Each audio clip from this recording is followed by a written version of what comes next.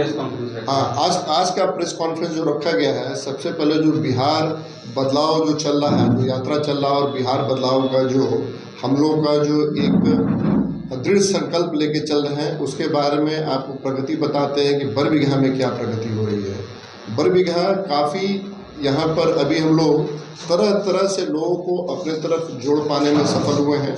और ये प्रशांत किशोर जी जो आए थे मेहुस में, वो प्रोग्राम सफल होने से भी बहुत बड़ी जो है जागरूकता और बहुत लोगों का जो है इस तरफ रुझान आया है जनसुराज की तरफ। अभी सवाल ये है कि जनसुराज कर क्या रही है। जनसुराज के मुद्दे इतने लोगों के दिल से जुड़े हुए हैं, जैसे कि सबसे बड़ा जो आज का मुद्दा है वो भ्रष्टाचार का, जिस पर कि बार बार हम लोग बोलना शुरू कर रहे हैं कि जो छोटा सा चीज़ जो कि आपका इंदिरा आवास से लेकर के और बड़े ठेके में जो भ्रष्टाचार चल रहा है, उसके खिलाफ जो है अब जनसुराज बड़े स्तर पर आवाज़ उठा रही है।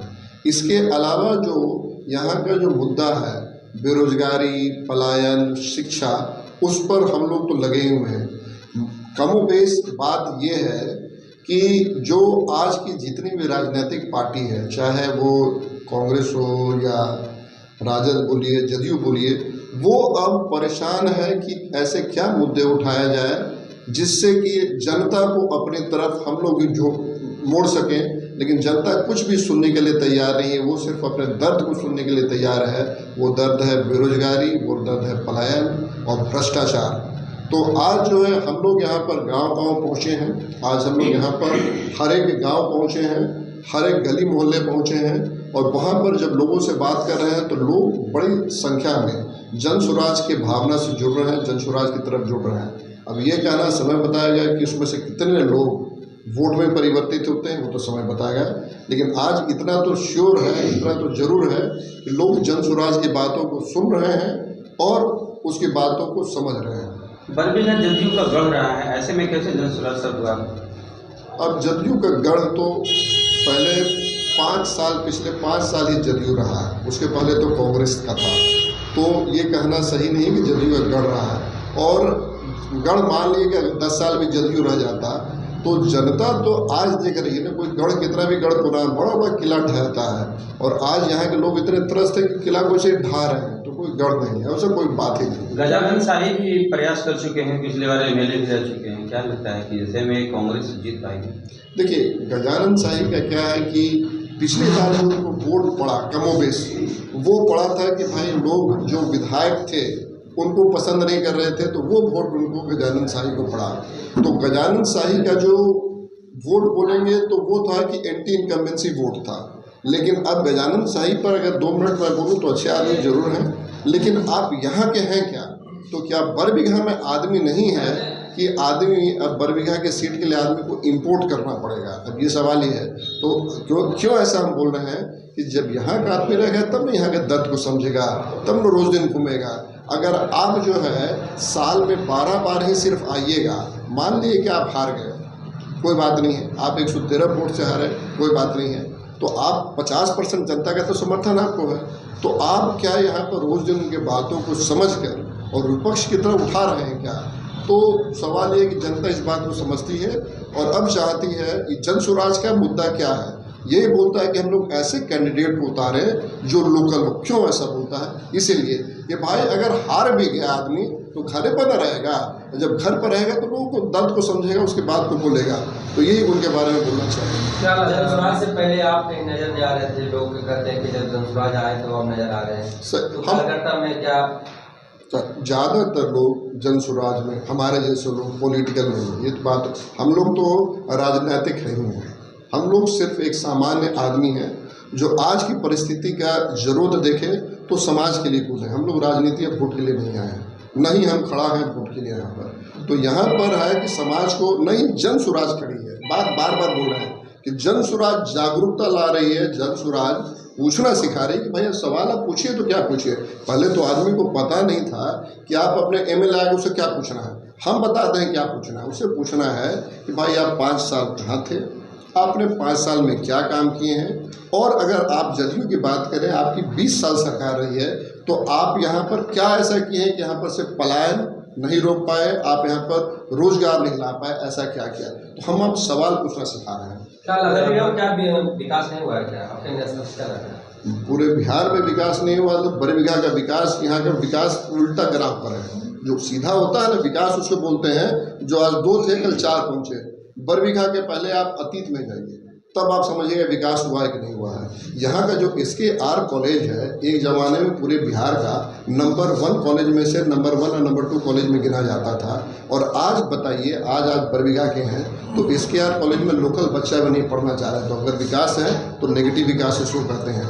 और अगर आप बताइए कि कोई भी बढ़िया अस्पताल नहीं है, एक स्कूल का नाम बताइए, एक यहाँ पर रामधारी से, अब शिक्षा पर आते हैं, विकास की आपने बात की। एक समय बरबीघा एजुकेशन में, शिक्षा में इसका नाम था कि लोग जगह जगह से पढ़ाने आते थे, पढ़ने आते थे। यहाँ पर रामधारी सिंह दिनकर जैसे लोग जो हैं वो यहाँ पर प्रधानाध्यापक रहे हैं। और आज बरबीघा का बच्चा जो है पटना जाता है पढ़ने, नालंदा जाता है और कोटा जाता है। तो हमारे यहाँ तो विकास हुआ है, लेकिन वो नेगेटिव डायरेक्शन में हुआ है, वो नीचे के डायरेक्शन में हुआ है। बरबीघा में जनसुराज अगर आ रहे हो तो क्या विकास का मुद्दा क्या रहेगा? भ्रष्टाचार खत्म होगा या फिर वही हाल रहेगा? देखिए, हम लोग तो बोलते हैं कि हम पर भी क्यों विश्वास कर लें। हम बोल रहे हैं कि नहीं करें तो क्या?